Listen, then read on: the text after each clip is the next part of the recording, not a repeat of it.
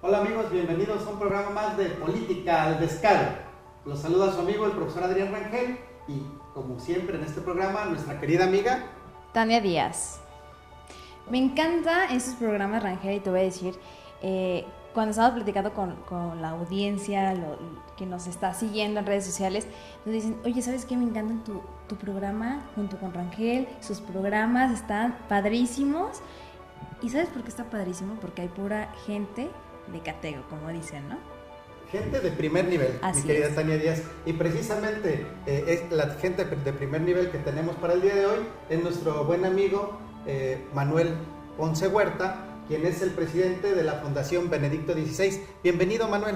Muchas gracias, maestro Adrián, amigo y hermano. Tania, muchas gracias por recibirnos en casa. A todos los operadores detrás de cámaras, un saludo y gracias anticipadamente. Y a todos ustedes que nos ven y nos escuchan, también con mucho cariño, un saludo desde este punto de la ciudad de Guadalajara.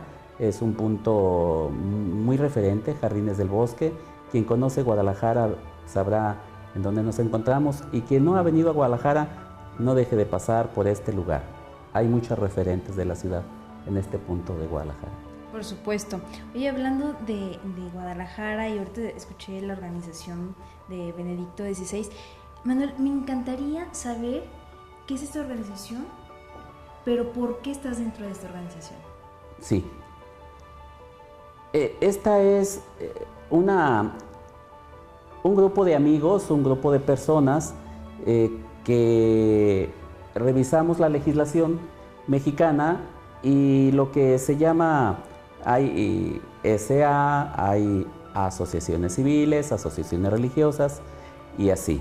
En este caso esta es una asociación civil llamada la Fundación Benedicto XVI, Ser y Familia.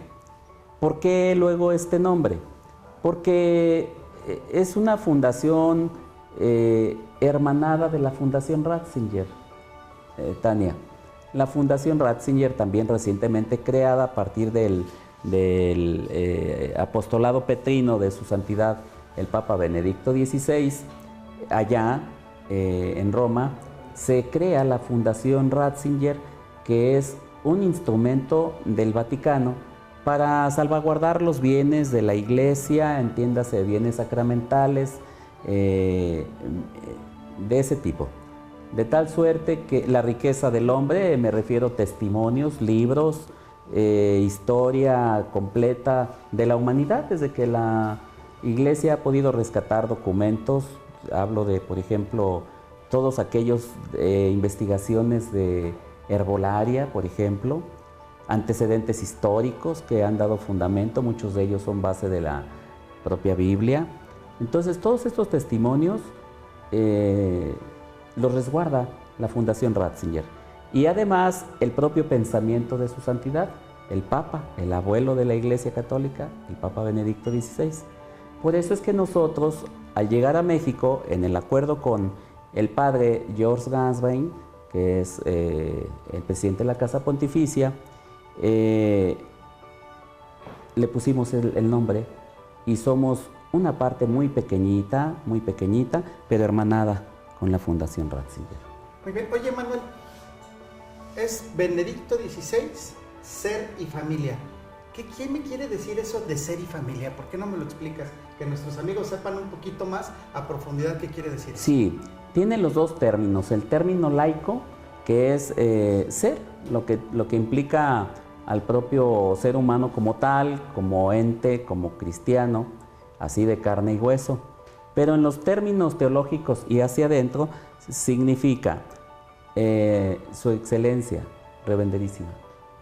Ser y familia, ser. Su excelencia reverenderísima. Excelencia reverenderísima. Benedicto XVI. Y familia. Y familia, entiéndase, familia eclesial hacia adentro, que son todos los siervos de la Iglesia, desde un sacerdote, un diocesano, hasta un religioso de vida consagrada, dominico o jesuita o benedictino. En mi caso, benedictino cisterciense, del cister. Excelente. Bueno, es que quería yo saber esta organización porque nuestros amigos que están detrás de cámaras saben perfectamente que son muy importantes las organizaciones, sí. Adrián. Y aparte, dicen que dentro de los partidos políticos se están creando muchas organizaciones civiles para mandar uno que otro candidatillo ahí para el 2018. Espérame, no dicen. No dicen. Yo lo estoy disfrazando, Rangel. Están creando. Yo lo estoy disfrazando porque si no al rato es más tardo en salir que lo que me están hablando. A ver, esta organización también es igual que las demás. O sea, me refiero de que de la noche a la mañana dicen, ¿saben qué? Pues se nos antoja ser candidatos. Tal y como dice el programa, política al descaro. Se va a hablar de política y aquí no hay tabús. ¿Esta organización hace eso? No. Ahora presido la propia fundación. Esta fundación, insisto, es del talento y del espíritu natural eclesial de la iglesia. Y bueno, si ese fuese el caso, Tania, y yo tendría que volcar hacia otro horizonte, voltear hacia allá, yo tendría que dejar esta función, porque ahí no se juega, con eso no se juega. No se juega ni con la iglesia, no se juega con los medios de comunicación, no se juega con la gente, no se juega con los partidos políticos, no se juega con la política. Son cosas muy serias como para manejar eso. Sin embargo, quien lo haga, pues debe tener sus razones. Ellos explicarán el por qué si lo hacen. Los partidos políticos o la organización civil como tal, entiéndase todas las asociaciones que desde en México a partir de 1990, 91, 92 hubo un crecimiento exponencial, una claridad abierta de lo que hoy conocemos en Estados Unidos como ONGs y aquí en México asociaciones civiles, que es la sociedad civil organizada, que es el grito proclamado el 14 de julio de 1789 a partir de la toma de la Bastilla en Francia y la Declaración de los Derechos Sociales. A partir de ahí, como fecha ancla, de ahí hacia acá, pues son los destinos y rumbos que cada asociación civil, legitimada desde ese momento, hace sus participaciones en los diversos escenarios. Perfecto. Muy bien, bueno, la verdad es que creo que vamos a ir a un corte, por ahí nos hicieron la seña. Vamos a un corte y regresamos con más Política al Descaro.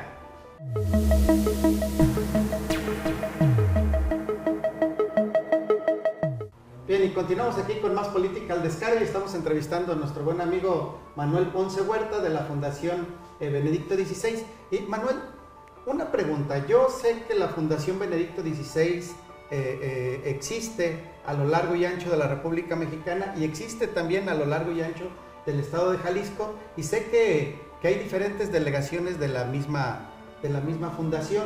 Sí. Eso logra un contacto de Manuel Ponce con la sociedad. ¿Cómo percibe Manuel Ponce a la sociedad jalisciense en estos momentos? Sí, en el primer tiempo, maestro, quiero decirles a todos ustedes que están allá, Tania, que en principio, pues la fundación tiene su propio carácter, su naturaleza, como todas las cosas. Está muy definido su espacio, su manejo, y eso nos pone en la tesitura nuevamente de caminar a otros escenarios. En el caso personal, pues yo trabajé 28 o 29 años en la Ciudad de México, cubriendo diversos cargos. Y esto a mí me llevó a perder la familia por la responsabilidad y yo no sabía por qué. Pero mi padre Juan Sandoval, a quien tanto aprecio y le mando un saludo desde aquí, a través de él me rescató, el Creador del universo, y me transformé en un siervo de Dios. Y entonces, otra vez a darle un recorrido a través de este espacio y con estos intentos y en los viajes a Roma, empezamos a aplicar estas tareas y recorrimos entonces Jalisco, recorrimos México y sí, parte de Centroamérica. Quiero decirles que la fundación está certificándose en este momento en 4 países: Guatemala, Belice, El Salvador, Honduras. Allá en Honduras, un saludo a mi padre Óscar Rodríguez Madariaga, el señor cardenal de Tegucigalpa. Y esto es hacia Centroamérica. Y hacia Estados Unidos y Canadá, ya con 8 estados de la Unión Americana, en donde esta fundación, en los temas de esta crisis que se vive, desde siempre está ahí, pero bueno, hoy se intensificó la crisis de nuestros hermanos migrantes en los Estados Unidos, y entonces esta fundación se puso el overall y se puso a trabajar. Y entonces la fundación tiene presencia, voy a mencionar solo algunos, por ejemplo, Miami, Texas, Nuevo México, California, Colorado, Oregon, Chicago. Tenemos una representación. O sea, nada más esas, nada más esas. Sí, perfecto. Sí, y allá tenemos ya representantes que trabajan activamente en los temas. Peggy es una mujer muy activa, muy comprometida, también le mandamos un saludo. A mi hermano Pepe, que está en Miami, a Rogelia, que está en California, y así. A Caroline ahí en Texas, un abrazo con mucho cariño, porque estoy seguro que las imágenes y la voz llega hasta allá. Definitivamente, la magia del internet, la magia de estas cámaras, y todos nuestros amigos que siempre están al pendiente de Política al Descaro seguramente lo van a compartir, y esto llega a cualquier parte del mundo, mi querida Tania Díaz. Es extraordinario saber que hay personas que les gusta la política. ¿Estás de acuerdo? Definitivamente. ¿A ti te gusta la política? Ya lo hice en el pasado, pero... ¿Y le entiendes a la política? Porque hay muchos que están dentro de la política y pocos que le entienden. ¿Hay alguna diferencia entre estas dos palabras en la ejecución, o sea, en la calle? Sí, es como cualquier oficio y desempeño de la vida diaria, y que se ve aparentemente simple. Hace algunos años yo tuve algunas empresas, y fíjense que hubo la oportunidad de contratar personal pues de buen nivel, gerencial y así. Y yo lo único que les decía: hazme favor de tomar la escoba y barrer ahí. Barre ahí. Y en el puro tomar la escoba, y si el aire viene contrario y le das para donde está el aire, y si no barres correctamente. Entonces, cada actividad, por simple que sea, requiere de, primero, poner los sentidos. El sentido, el más viejo y el más común, el sentido común. 1, sí, conocerle. Y la política como tal, pues requiere, política es todo lo que tiene que ver con el resto de los demás, de una comunidad, es cómo salvar las contrariedades, es cómo poner las cosas en un esquema donde sí es posible mejorarlas. Oye, dices sí es posible mejorarlas, pues yo en estos gobiernos no veo ninguna mejora. ¿Tú cómo ves desde el punto de vista como ciudadano, cómo ves o cómo calificarías estos gobiernos actuales o los políticos que están tomando estos cargos? Sí, Tania. Les quiero decir que yo no fui político, o por lo menos no hacía política de definiciones, de toma de decisiones. Yo era solo un empleado. Sí, un empleado en diversas oficinas, las más importantes de este país, pero era un empleado. Yo no tomaba decisiones, yo estaba ahí solamente para obedecer y me esforzaba porque las cosas salieran bien, para que quien daba la cara, ya a 2 años de distancia, elevo una plegaria para alguien con quien trabajé muchos años. Me estoy refiriendo a Manuel Camacho Solís. Fui uno de los hombres cercanos a él en el gobierno de la Ciudad de México. También en ese tiempo con el señor presidente trabajé, hice equipo con las gentes cercanas a él. Un saludo a don Andrés Maciú Fernández, que en ese tiempo era el secretario particular del señor presidente, y así. Quienes ahora dirigen los asuntos del pueblo, de los pueblos, en este caso México o Jalisco, es el resultado de nosotros mismos. Es una situación de circunstancia. Ellos se han esmerado por hacer ahí un trabajo y las condiciones se les dieron. Eso no quiere decir que sean buenos, pero tampoco quiere decir que sean malos. Lo que quiere decir que sean malos son sus actos, su toma de decisiones, su inoportunidad. Inoportunidad en lo que deben hacer, sus excesos, sus desconocimientos del pensamiento del colectivo, de la sociedad y de los grupos organizados, de todos los colectivos.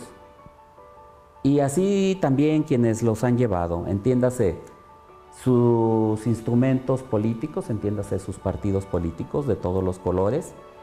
Miren ustedes, los partidos políticos es un instrumento creado por el Estado mismo, por las sociedades, para poder organizarse y llevar al frente del Estado a quienes le sepan a esto. Entonces, no están destinados al exterminio los partidos políticos. Los partidos políticos están destinados a rehacerse en las condiciones que hoy prevalecen, a actualizarse, a mejorarse, a reciclarse, a sacar a quienes no persiguen ni sus fundamentos, ni sus principios, ni su ideario, la naturaleza misma de cada partido. Entonces lo único que estamos viendo es que hay mucha gente que ni siquiera sabe lo que es un partido político y sin embargo hasta es una autoridad emanada de ese partido político y ni lo conoce. Si tú le explicas la historia, su naturaleza, no te va a decir de Acción Nacional, cómo le hizo su origen Manuel Gómez Morín, cuál fue su primer candidato a la presidencia, sus principios, o si le preguntas de lo que hoy es el Partido Revolucionario Institucional, le preguntases cuál es su origen, quiénes intervinieron. No tienen... Ahorita que hablas de partidos, yo tengo una duda, Rangel, yo no sé tú. Pero... ¿Tienes alguna simpatía con algún partido? No, yo lo respeto a todos, fíjense, yo lo respeto a todos. En algún momento, antes de ser un siervo de Dios, me daba cuenta que yo pertenecía al PRD. Y es que todo el mundo pensaba que yo era del PRD porque trabajé con Manuel Camacho Solís, que era el que organizó los últimos años de la vida de la izquierda mexicana, que nos ha dado una utilidad enorme y un equilibrio en el manejo de la toma de decisiones para este país. Estoy hablando de Berto Castillo, estoy hablando de Elenita Poniatowska, estoy hablando de gentes verdaderamente, Pablo Gómez, ¿quién no hablar de Cuauhtémoc Cárdenas? Bueno, el propio Luis Echeverría Álvarez. Y entonces, digo yo, si la izquierda mexicana no la revaloramos como un instrumento de equilibrio, su cumplimiento en el momento histórico de México, y entiéndase, en los rincones del país, o en algunos otros pueblos, en Italia, y así. Muy bien, ¿qué les parece si vamos a un corte y regresamos con esta interesante plática? Vamos a un corte y regresamos con más Política al Descaro.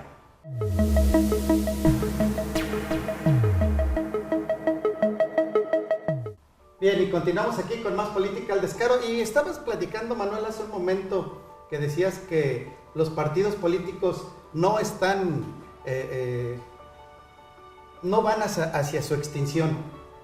Bueno, pues aunque no vayan hacia su extinción, pues parece que fueran hacia su extinción, porque ellos mismos lo están provocando hacia su interior. Sí. Necesitan aprender a tomar nuevas decisiones, mejores decisiones. Rangel, en lo que dices estoy de acuerdo, pero no.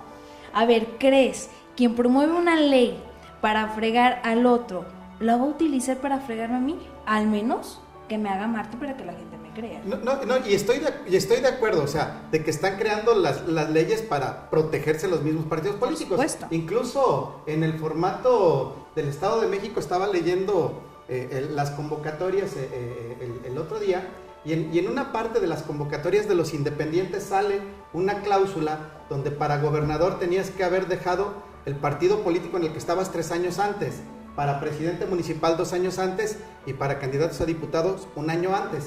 ¿Qué me da a entender a mí esto? Que los partidos políticos están utilizando la ley para proteger esas desbandadas que hemos visto. Para renovarse.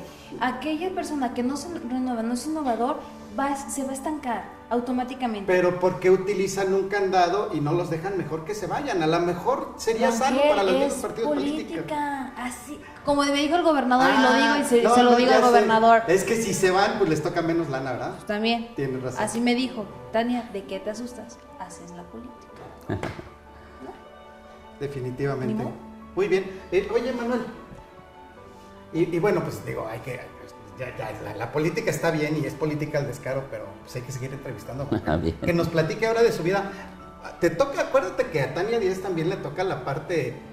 la sentimental. La sentimental, pero ahora no se la... ¿qué te es que no pareció traigo la pregunta? lágrimas, discúlpenme, pero... A ver, Manuel, platícanos de tu vida. ¿Quién es Manuel Ponce? ¿De dónde viene? ¿Dónde nace? ¿Cuáles son sus orígenes de Manuel? Sí, como decía este actor de Chespirito, ¿verdad? En un pueblecito, en este caso en un barrio de los barrios más jóvenes de Guadalajara, porque hay unos, Mexicalcingo, Analco, San Juan de Dios, pues, el primero, pues, por supuesto, y así. No, yo vengo de un barrio de San Juan Bosco, allí por la calle Industria y la calle 52, ahí nací. De allí emigré a algunos otros puntos de la ciudad y concluí antes de irme a la Ciudad de México, allá por el barrio de la Virgen de Guadalupe, allá por Alcalde, por allá Pedro Loza. Y allí ya me fui para México. Ese es mi origen en una clínica que hoy existe todavía ya como hospital de don Armando, a quien tengo un enorme gusto de conocerlo. Yo nací en su clínica, en la clínica San Juan Bosco, y Armando Ledesma es un viejo valioso de Jalisco, un hombre cercano siempre a la fuente de poder, muy pegado en paz descanse a don Flavio Romero, a don Alberto Orozco, al propio Enrique Álvarez del Castillo, en paz descanse, los tres, fue muy cercano a ellos. Armando Ledesma ya es un hombre grande, a su hija les mandamos un saludo desde aquí. Ese es mi barrio, ese es mi origen. Y bueno, pues ya después entré a Leyes, a la Facultad de Leyes de la universidad, que por cierto en ese tiempo el rector era Enrique Alfaro Anguiano, que desde aquí un saludo a don Enrique, a quien aprecio, a mi rector, un hombre comprometido con la universidad y que se encuentra muy mal de salud. Vamos a elevar una plegaria para que tenga calidad de vida y que su salud se vea mejorada. ¿Y por qué después de todos esos andares, de estar aquí, de irte a la Ciudad de México, de trabajar esos 20 y tantos años en la política, por qué te nace integrarte a una asociación civil? Llego a México así con mucha humildad, dejo aquí a la familia y de repente viviendo en una casa de asistencia a los primeros meses, haciendo un cuarto redondo con mucha sencillez. Y bueno, pues me voy a la casa de don Miguel de la Madrid, a su oficina de Miguel de la Madrid, no del presidente. Él me mandó a trabajar con un grupo que en aquellos años encabezaba Pancho Labastida Ochoa, Pancho, el secretario de Hacienda. No don Pancho Labastida Ochoa. Y el señor secretario de Hacienda, Francisco. Y luego después con Jaime. Jaime ya estaba por ahí también en funciones importantes. El Jaijos le decimos, a Jaime Serrapucci. Después fue mi maestro por ahí en unos cursos en Colegio de México. Y luego finalmente me dejan en el grupo de Manuel Camacho Solís. Y entonces pues todo ese tiempo como empleado, con una gran oportunidad de conocer a todos los personajes de la vida política, social, de la vida académica, a don Pablo González Casanova, ex rector de la UNAM, de la Universidad Nacional Autónoma de México, a tantas gentes, a don Luis Echeverría Álvarez, a don José López Portillo, Emilio Mújica Montoya, tantas gentes con las que se tuvo la oportunidad de convivir, platicar, aprenderles, verdaderos maestros del quehacer público y del compromiso con las instituciones, guardianes directos del propio sistema político. A don Emilio Mújica Montoya, por ejemplo, él trabajó con el señor presidente Adolfo Ruiz Cortines. Aún vive don Emilio, ya casi sus 98 años. Le mando un saludo a don Emilio Mujica, también un maestro, fundador de la Escuela Superior de Economía. Él se había ido a Moscú, a la Unión Soviética, él y don Jesús Silva Herzog, y ellos trajeron a México el conocimiento de la economía. Fundan la Escuela Superior de Economía. Hoy esta escuela es prácticamente la Facultad de Economía de la Universidad Nacional Autónoma de México. Y ahí en ese espacio, con esas gentes, se desarrolla toda la ciencia de la economía, de la primer generación de la Escuela Superior de Economía, es precisamente Francisco Labastida Ochoa. Yo a quien me refería hace rato, a Francisco, es a Pancho Gil Díaz, quien fuera ministro de Hacienda. Muy bien, pues mi querida Tania Díaz, el tiempo se nos está viniendo encima. ¿Algo más que quieras comentar? Pues algo más, nos tendríamos que quedar 2 horas más. Yo estoy muy agradecido. Pequeño comentario, ¿verdad? Sí, bueno, nos da pauta a que lo invitemos a otro programa y que nos diga un poquito ahí. Tú sabes que hay muchos escándalos dentro de los políticos y me encantaría que desde tu punto de vista nos dieras seguimiento como vocero incluso de la misma ciudadanía, ¿no crees? Mira, Tania, maestro, y a todos los que nos ven y nos escuchan, con pena ajena y pena propia y de todas las penalidades que estamos sufriendo, esto es causa y consecuencia de nosotros mismos. Totalmente. Yo desde aquí hago un llamado a todos los formadores iniciales, entiéndase padres de familia, maestros escolares, que son los segundos padres, a todos ellos, allí está en sus manos la solución a todo. No está en los políticos, no son medidas del Estado, es en casa, allí es donde está la solución. Esto que nos está pasando hoy día, quiero decirles que nos va a dejar en las generaciones inmediatamente venideras, un decrecimiento en la estatura de los mexicanos, un decrecimiento de por lo menos 1,5 centímetros. Íbamos muy bien a partir de los 50, 60, 70. Vean aquí nuestros jóvenes que alcanzan estaturas de 1,70, jóvenes fuertes, pero esto que está pasando, Tania, ahí se va a reflejar. En la propia estatura de los mexicanos vamos a decrecer 1,5 centímetros por la falta de alimentación, de cuidados, por la falta de también en su momento las decisiones públicas y así. Me hubiese gustado que este comentario se lo hayas dado a los papás de ahora funcionarios, que es una porquería lo que están haciendo, pero bueno, ya hablaremos otro programa. Rangel, se nos acabó el tiempo. Definitivamente, mi querida Tania. Pues bueno, amigos, gracias, Manuel, por haber estado aquí. Gracias al Creador del Universo, gracias a ti, maestro, que se te aprecia, gracias, Tania, a esta casa y a todos los colaboradores que están detrás de las cámaras. Muchas gracias por su trabajo, su desempeño, su profesión, y a todos ustedes un saludo con mucho cariño y un torrente de bendiciones y buenos deseos. Muy bien, amigos, pues se despide de ustedes nuestra querida Tania Díaz y su amigo el profesor Adrián Rangel, y nos vemos en un programa más de Política al Descaro.